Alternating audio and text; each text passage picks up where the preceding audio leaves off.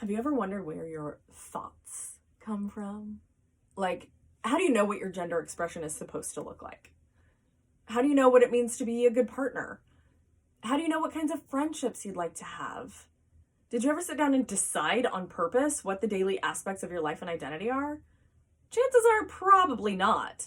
There may be certain things that you've questioned over the years or decades, especially if you're part of any marginalized community, because parts of your identity don't line up with what's commonly accepted as the norm. So you've had to navigate that a bit for yourself. But there are likely still some things, maybe a lot of things, that you accept as basic truths that you didn't decide.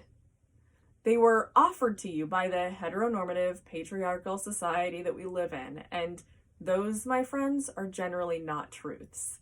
And you don't have to continue to believe them. But how do you differentiate between the actual truths and the thoughts and beliefs that have been offered to you throughout your life so that you can decide on purpose what to keep and what to recycle into something more useful? By writing that shit down. We always think we know what we think about something. We think we know our opinions and our beliefs, but most of our thoughts are unconscious. With 60 to 90,000 thoughts a day, we are not aware of most of them. Writing them down gets them out of our heads so we can actually look at them. And that often results in some what the fuck moments where our heads explode because we see thoughts we didn't know we had. How and when you choose to write things down is all up to you. Morning pages are pretty popular. That gets your thoughts out when you're fresh. And a lot of people claim that it allows you to start the day with less anxiety because you've gotten things out that would otherwise just spin. But is that better than writing in the evening before bed so that you clear out your thoughts from the day and calm your mind for more easier rest? I don't think there's an objective rule that can be laid out across the board that works for everyone. Everything in thought work is subjective, and what works for you is what works. And part of the process is learning to accept that. No matter when you choose to write out your thoughts, I recommend setting a timer for 5 minutes and just writing whatever comes to mind, even if the first 12 sentences are, I don't know what to write, before something else comes out.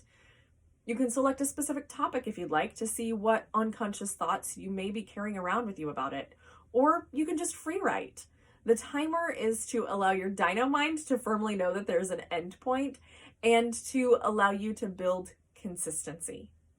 An hour of writing once is far less effective than 5 minutes of writing 3 times a week for 4 weeks. I call this writing a chronicle, and I've heard of it as a brain dump or a thought download and a host of other things. But the story that you've been telling, that story that you may not even be aware of is just a story. That's your chronicle. And what do you do with your chronicle after it's written? Well, if you're familiar with the deck, the foundational tool that I teach within Pressure Point Coaching, you can select a couple of the most emotionally charged thoughts from your chronicle and stack a deck on them and see how you're creating or perpetuating an experience for yourself from each thought. But either way, even if you're not familiar with that, read back through your chronicle. Look for things that might have an alternative. Ask yourself if what you believe is objectively true. And if so, ask yourself how you know it's true. Ask yourself if you can come up with any evidence to the contrary. These questions will help you identify where you have thought and belief patterns that, if you find them unhelpful, you can learn to let go of. And this is the core of what I teach. Identifying the unconscious thought and belief patterns we have, recognizing those that are unhelpful versus those that are helpful, and deciding on purpose which ones to keep and which ones to shift. About everything. Political structures, body image, religiosity, relationships with other people, time and money, our past decisions and experiences, all the big things and all the little things. And if that sounds like something you'd like to learn how to do, I invite you to work with me for a year. Let me teach you the tools I have found so central to my own personal development that have led me to having a profoundly different experience of life than I could have ever dreamed of when I was suffering from nightmares, panic attacks, and self-medicating to shield from it all. Sign up for an exploratory call to apply for a spot in my next round of students. I'd love to chat with you and see if we're a good fit for one another.